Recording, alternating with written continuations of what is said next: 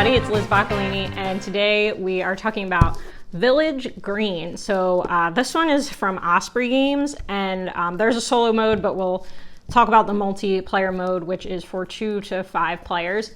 This is a card game where you're trying to make a 3x3 grid that represents your town's village green, and you will score points based on where you play cards within the 3x3 grid, and you're just trying to get the most points to get your town the ultimate village green of the year prize. So let's go over to the table and we'll see how to play. So here is our setup for Village Green. There are 2 types of cards. So you've got green cards and you've got award cards. So you're going to start with 3 green cards face up next to the deck, the same with the award cards. And then really quickly, I'll show you what the green cards can look like. So some of them have structures on them. So you'll see this gazebo here. This one's got a tree. You'll see it's got a certain type of tree, and there are 3 types of trees. And this one has a pond. There are also lawns, and I'll show you a lawn as well. All the cards except the lawn have this flower in the top left corner, and that's important when you're placing cards. So there are different colored flowers and there are different types of flowers, and we'll go through that. The awards are what are going to get you points when you place the cards. So for example, if I have ponds in this row or column where this card is, I'm going to score 2. This one is scoring for lawns, and this one is scoring for this yellow type of flower. Everybody is going to represent a different town. So this is my town. I'm going to put it this with the side with the little 1 point side up. You can see the other side is like this sepia color. And then I'm going to start with 3 of my own awards. So we've got diversity, which is just different types of trees. This is symmetrical forestry, so the same type of tree. And this one is use of space, which is again talking about each different type of tree and other cards. Start player, if you're the last player to water a plant, you'll have the start player card. And then I'll start with 3 green cards of my own. So you can see these 2, some have different types of trees, some have the same type of tree. And then this one is a lawn. So you see it's got no flower on it, and it's just, doesn't really have much going on in it because it's just a lawn. So on your turn, these will be kept secret. Your hand will be kept secret, but I'm going to leave it out. You can draw from either deck. So you can draw from the face-up cards. You can draw from the top of the deck. So one thing you can do is draw a green card. So let's say I'm looking for different types of trees in my one award here. So I might draw this one, and I'll replace it. And then I can play the card that I just picked up, or I can play any other card that I have. So on this card, I have 2 types of trees here. So I'm going to put it right under this award for diversity of trees here.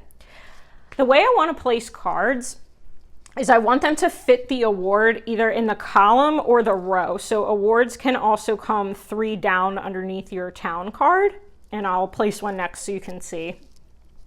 You want to match the condition, if you can, in the column and the row to gain the maximum points.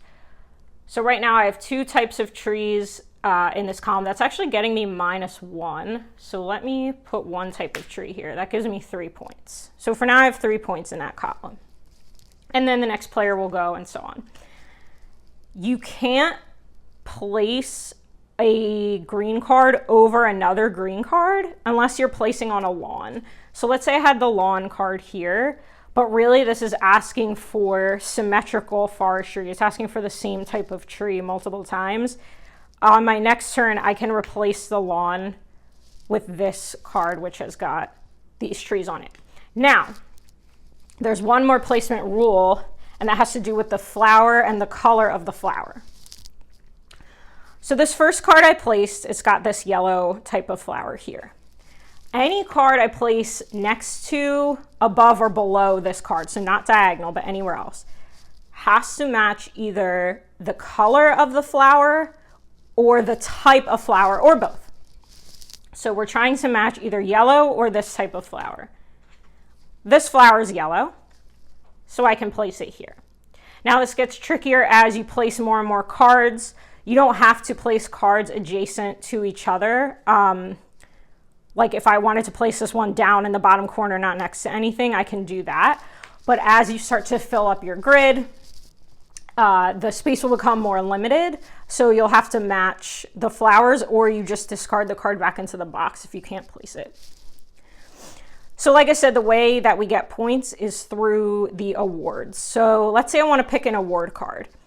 Award cards we never keep in our hand. We just have to immediately place them. But the good thing is you can place an award card over another one if you don't like it. So unlike the green cards. So let's say I take from the top of the deck. Okay, this is each of this red type of flower is 3.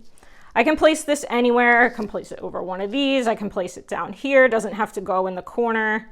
I can make it wherever. I'll just place it there partly so you can see it. So now the ideal card that would have gone here was something with either 1 or 3, all 3 types of trees, and this red card. But it's okay, it doesn't have to match. That's just ideal so I can get the maximum number of points. But again, we don't have to follow the rules of the award if the placement isn't really ideal. So we'll keep going, drawing those cards, either until somebody fills their 3x3 grid, or either of the decks run out. So when that happens, everyone will add up their score, and then whoever has the most wins. There is something you can do with your town card. The town card, if it's left like with the color side up, gives you a point. But if you flip it to this kind of sepia side, you can take the face-up cards, you can put them in the bottom of the deck in any order that you want. So you're basically clearing that row if you don't really like any of the options there and you don't want to risk picking up the top card of the deck. You can also draw a green card and play it on top of another. That's the one time you can do that, as long as the flower color or the type match. So I could, I mean, this doesn't match, but let's pretend I could play on top. Just as one time I would flip this over, that's it. Can't do that again. But if you are really out of options, you can flip your town card over one time. So let's see a full grid and I'll walk you through how to score it. All right, so here's my completed grid. And let's start doing our rows first. So in my first row, I'm looking for this type of red flower and I'll get 3 points for it. I actually didn't have any of the red flower there, so just 0.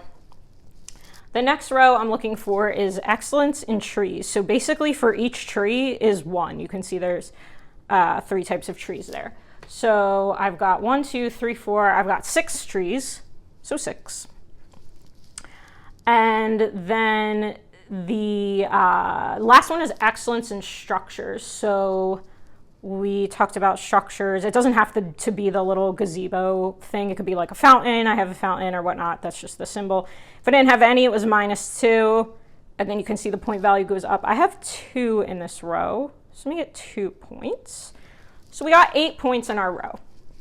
Let's go to our columns. So again, as a reminder, diversity. So I wanted either 1 type of tree or 3 types of tree because the others are negative.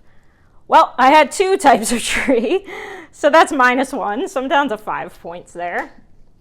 This one was symmetrical forestry, so every 2 of the same. So I've got 1 of this one, but I've got 3 of this. There's 2 on the other card. So every 2 is 2, so I'm up to 7. And then finally, best use of space. So I actually wanted cards that were not trees here. And I have 1 that's a lawn. So like that will get me 2. I'm at 9. and then -3 because I had 3 trees here is 6. Wow, all right. So I just pulled cards at random and fit them in so I could show you what it looks like when you do and don't hit the award goals, right? Sometimes you're getting negative. If I had any pawns here, like this card, even without the Excellence in Pawns award that I showed you, pawns are automatically 2 points. So that helps you if you can place some pawns. And then as for the placement, you can see that, for example, this red card here is below a lawn, so automatically matches anything because lawns don't have flowers. And it's next to a yellow, but of the same flower type, so that works. All of these ended up being yellow, so that was easy. And then these 2 cards are, oh wait, do they match? Yes. Okay, great. These are the same flower, but different colors. I don't know, the red one looks different from the yellow one, but they do match because there's only 3 types of flowers. So those match even though they're a different color. These match above and below each other because they're the same color. So you can see how that kind of works out, just being kind of careful to look all around your grid, especially once you start to add more cards, and being careful to place where it's allowed can get a little tricky. Like I said, those flowers actually looked different to me for some reason, but there's only 3 types, so it's not too much to keep track of.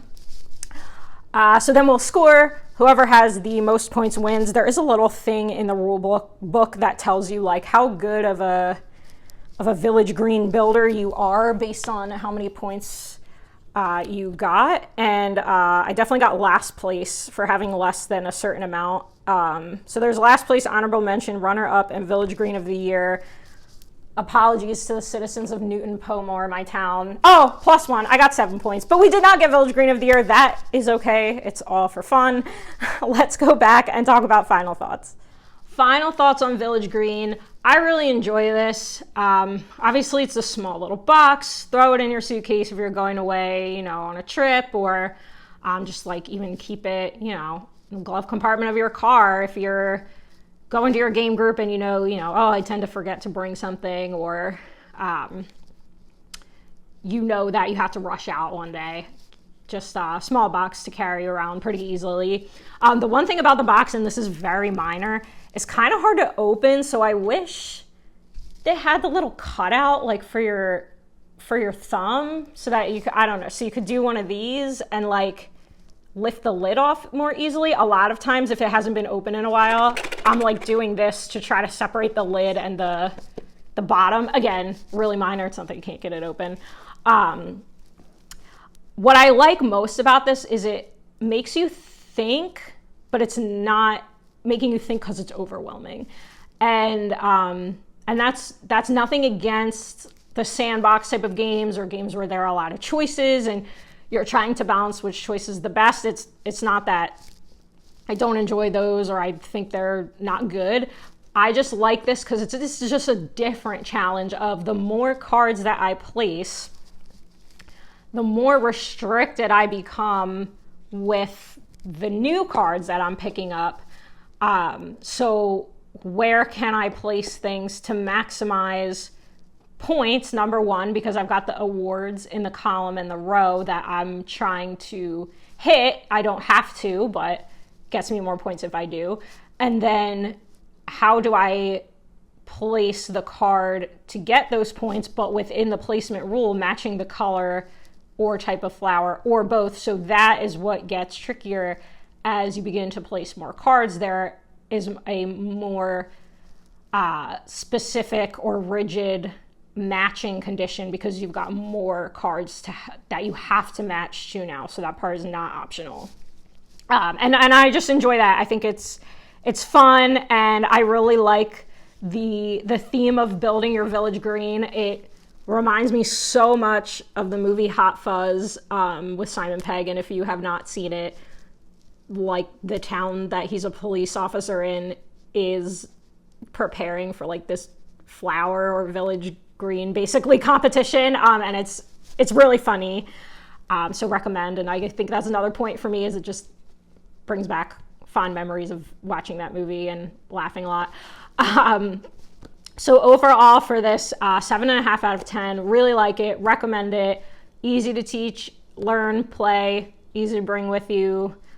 So that is Village Green, and I am Liz Boccolini. Thank you very much for watching, and I will see you soon.